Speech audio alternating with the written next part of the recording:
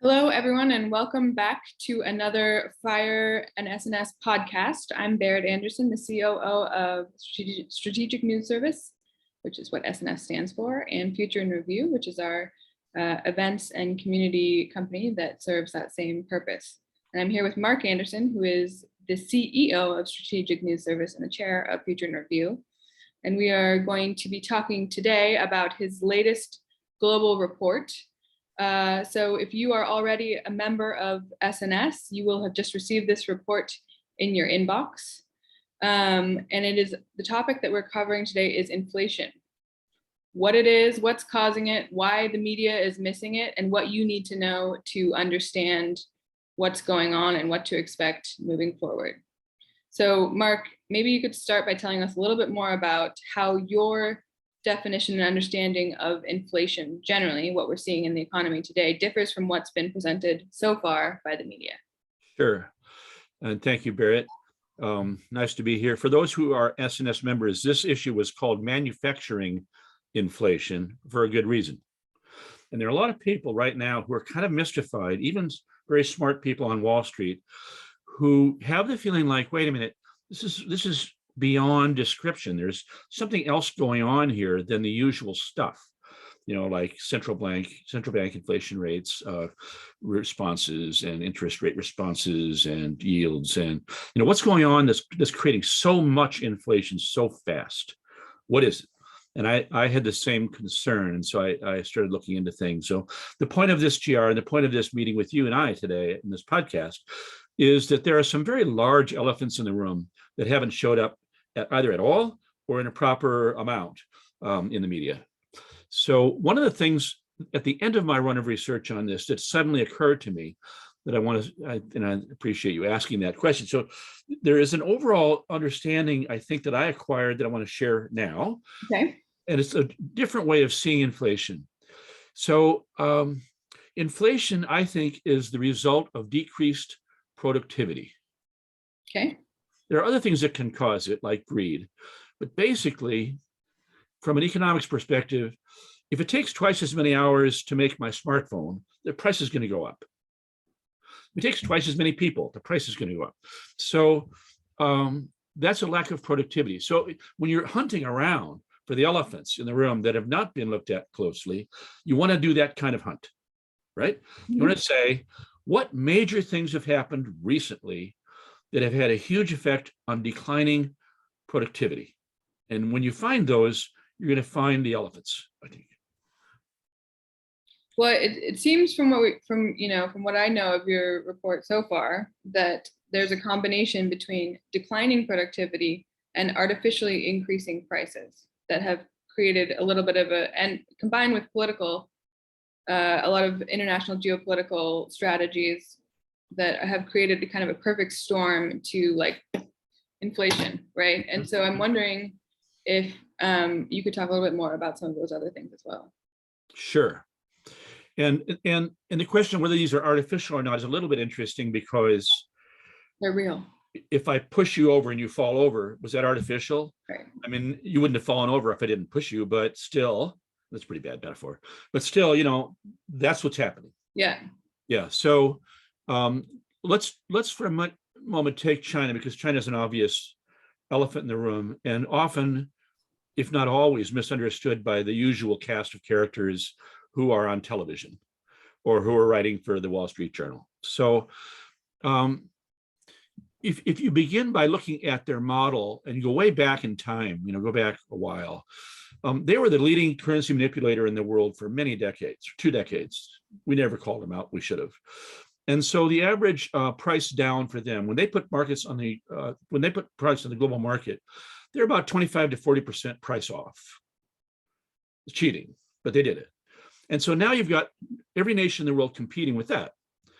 And one thing that happened after a while of that happening, and they started gaining market share in every market they went into, was the central banks of the world began to do what they called quantitative easing. They cheapened their money so that they could compete. Now, can we take a step back for those people who are watching who maybe haven't been familiar with SNS's kind of line of reasoning and your leadership on China's national business model. Sure. Yeah. It's worth recapping that the things that you're talking about are twofold, right? There's one, the reason that China was able to price down, as you say, the American market or other international markets was one, because they were stealing intellectual property from other countries. So they didn't need to spend the R&D to develop the products, which reduces the price for them to create them.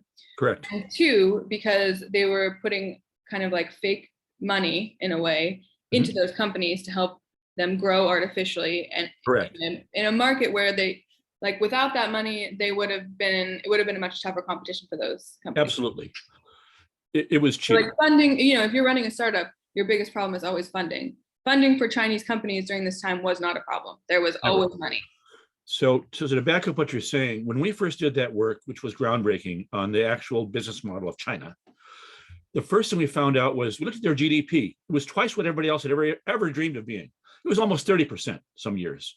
Well, we quickly realized that only half of that was real productivity, was real work by real people making phones. The other half was theft. Holy moly, gigantic theft.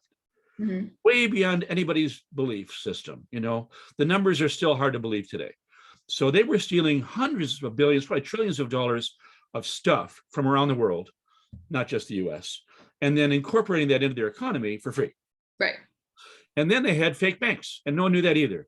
The banks were not banks. So all these banks were giving money to the startups or to anybody else, Huawei, $3 billion overnight. Where'd that come from? I don't know, I just made it up. So they literally didn't account. They didn't have bad loans. So their whole idea of banking, and they own the top 10 banks or ran them. So it's like, wow, that's an interesting way to run a country. You should have to be a dictator to do that. So that result created today's inflation. Wow. And then the quantitative easing came in that you were just discussing from other countries. Our response. Trying to compete and continuing to pump more and more and more and more money into the global economy. That's right. That's right. So, when we talk about productivity, how does bank robbing fit into productivity? Well, it screws everything up. You can't even do the accounting for it. So competing with that, now the second largest economy in the world based on that history of theft and of subsidization and amplification and no accounting records, all that crap that we've been competing with now for 30 years, and particularly for the last 10 years, changed the game. And for people who don't understand that, if you're trying to say, well, why does a 1/4 point interest rate make sense, when it's not that game. That you're old school if you think that matters. It matters a little bit, but nothing compared to those other elephants. Right. So elephant number 2 would be COVID, right? If you really want to destroy world productivity, try COVID. So that, we believe now that whether it was released on purpose or not, it was built by China, built by America, sent to China, and then refined by China and left the Wuhan lab or the CDC lab there.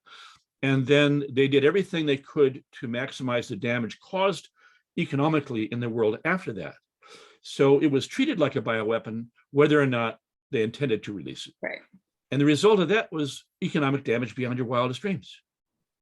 If your country had one prime mission, and that was to have global economic domination over a period of time, you couldn't have dreamed up a better way to do it. And at a time when people are saying, oh, they're harmed by their zero COVID policies, that's true for a minute or two, for a year or two. That's not the long-term story. So, we've seen 12 million to 24 million people are dead. That has an effect on productivity, as far as I can tell. And then all the people who are afraid of being dead, and then all the people who shut down their companies and all their countries and all their airports and all their ports. So all that stuff happened. Every piece of that is a decline in productivity. Every piece of that increases inflation, and it's manufactured. Go ahead. Well, one of the things that you and I have talked about before is, the impact of supply chain challenges on Western companies and Western economies. I think one of the biggest things that I hear talking to entrepreneurs and business leaders is like, everyone from like tech companies down to utilities who can't get the chips to put new meters into people's houses, right? All of that was blamed on COVID, but it's very likely that it's not really about COVID, right?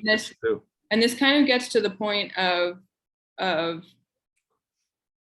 like more of what you were talking about with the kind of like artificial constraints around continuing to limit things based on COVID.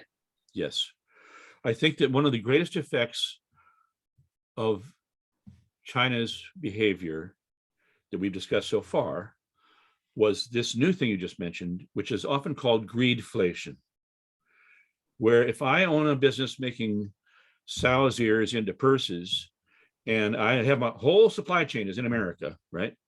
And nothing happened to it at all. But suddenly everyone's talking about inflation. Everyone's talking about China and supply chains being broken. And if I have a chance to raise my prices by, say, 20%, will I? Yes, I will. Everyone's doing it.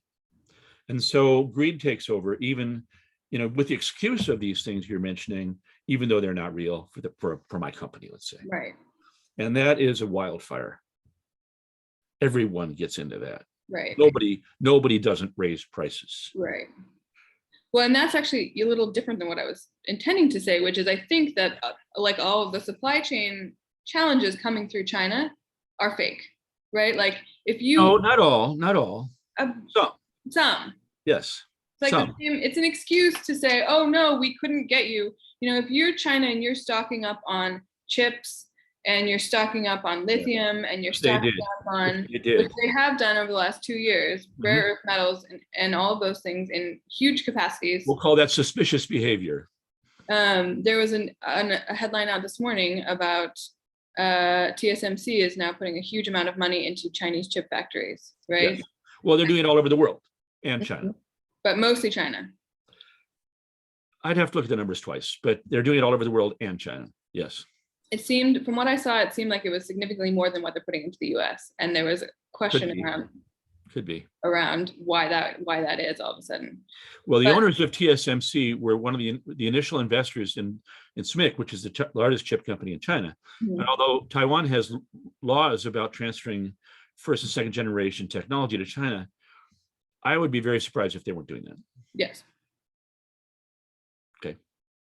Anyway, so I think all of that scarcity, some of it may be real, but a lot of it is political in nature. Yeah. So when containers were suddenly unavailable, how could that be? When ships were suddenly unavailable, how? Why? Yeah. So it wasn't all just because people were sick with COVID. Whole ports were shut down, as an example, in northern China. Whole ports, because 2 people were sick in that town. Right. Yeah. All right. So let's talk about we talked about fake money. We talked about the decrease in productivity of 12 million people dying from COVID. We talked about too much hot money and quantitative easing adding to the global inflation challenge. I want to talk about the fuel costs aspect, because one thing that everyone is seeing headlines about right now are gas prices. Gas prices have never been higher. Gas prices are so high, and it's because of Ukraine. You have a different opinion on this, and I want you to share some of it. And before I jump into that, Berit, I want to add one more thing about what you were just reciting, and that is when people hear too much hot money, they might wonder how much, right? And so in the GR, we have a chart of all the money that the West put into quantitative easing in this race to the bottom against China in cheapening their money. And the number, I just happen to have it right here, per year was $18 quadrillion. Wow. Of fake money.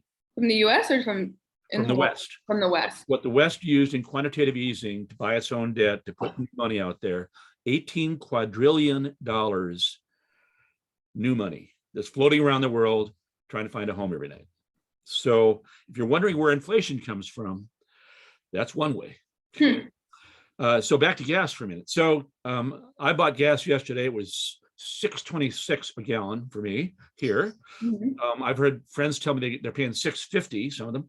So it's, oil is now $120. It probably should be 45.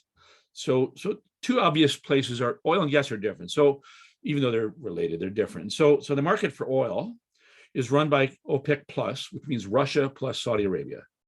Nobody else matters. Okay. We're not in that family. We're not in that group. Yeah, we are not there. So clearly, you've got Russia and Saudi Arabia working together to get high prices. People are wondering, like, why isn't Russia being hurt by sanctions? They're selling oil for $120. It used to be $40. So, they're very, very happy over there. And this is exactly what they wanted. And in fact, when OPEC agreed to pull back in order to make the price high, Russia didn't really. Mm-hmm. So they must have known that war was coming, but the Saudis did. They pulled back 2 million barrels a day. Russia didn't really. So Russia got the benefit of the price without doing their part of the deal. Right. Right. They kept doing the same production levels at $120. Mm-hmm. The Saudis pulled back 2 million. So the Saudis took a hit, which is why our president's going to go see Saudi Arabia in a few weeks. What was worse for the gasoline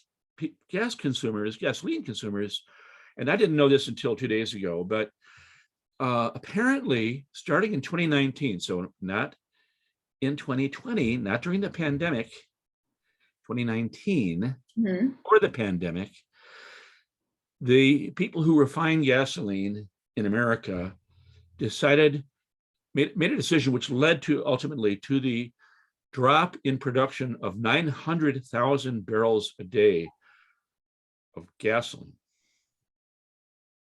How does that compare to, like the total? The highest production ever achieved was in 2020 later. Okay.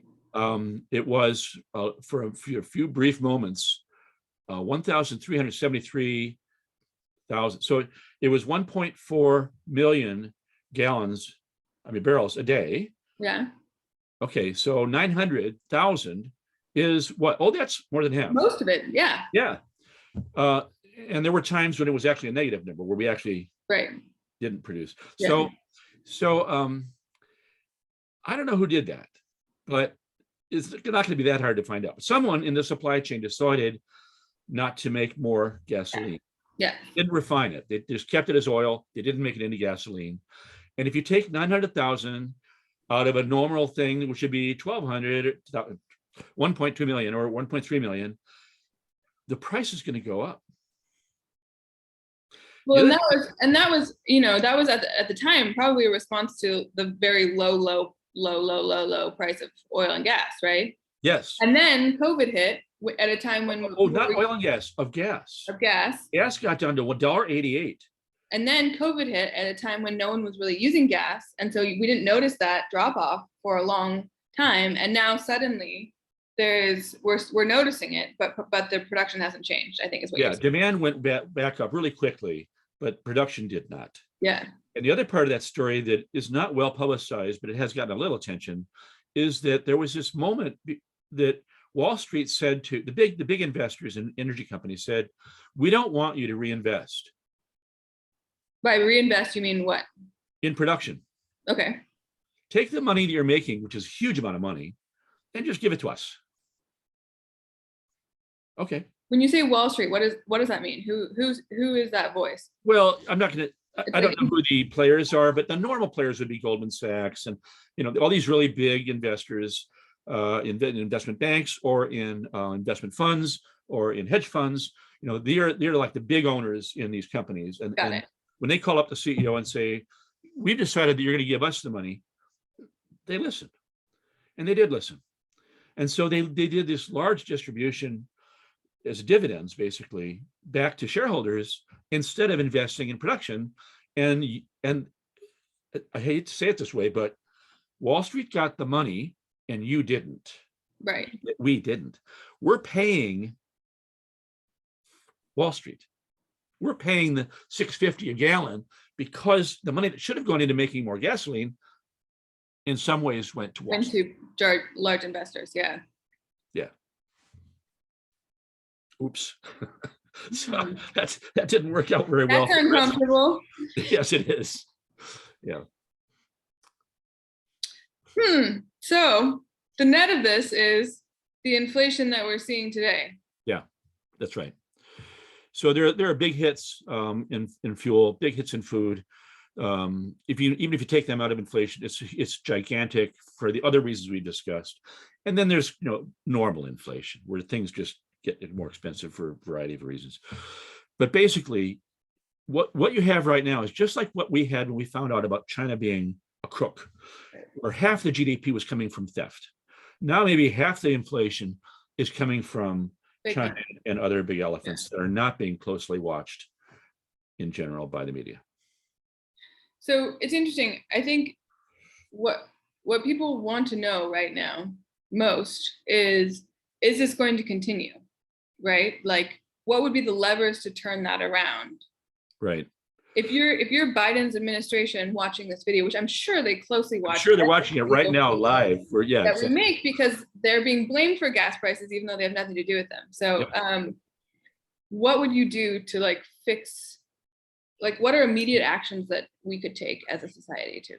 Well, there are lots of small actions. There are probably lots of things that we shouldn't do too much of. In other words, the central bank's meeting tomorrow, I guess, again, they're going to do another half point.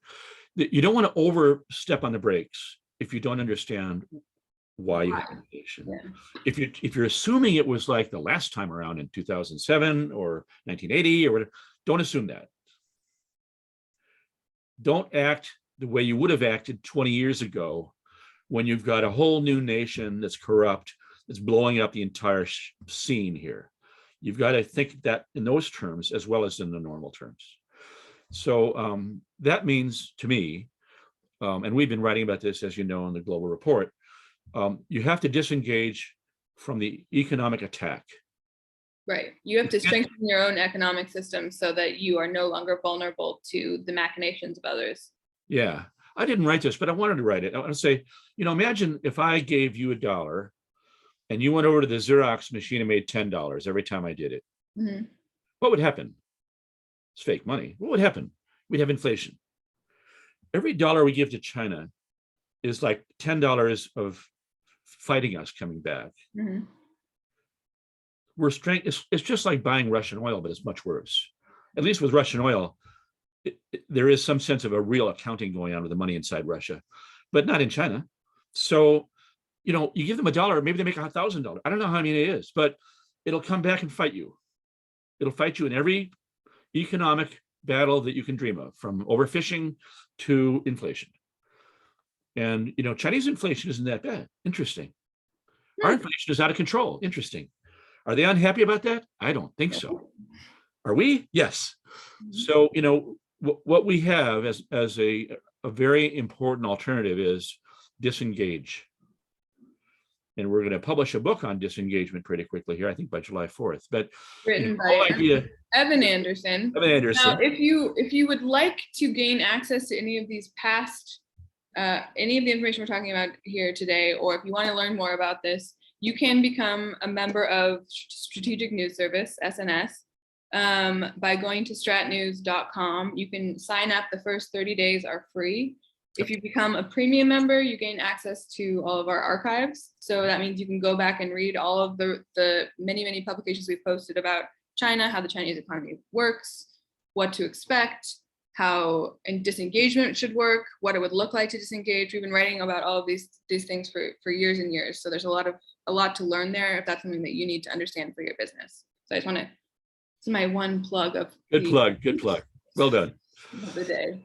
Well, I think we've covered it, Berit, and I hope that people who see this podcast pay attention, because we generally get it right, and this is really important. So for people who are really worried, worry less, learn more, and do something about it. Thank you. Yeah, thank you. Bye.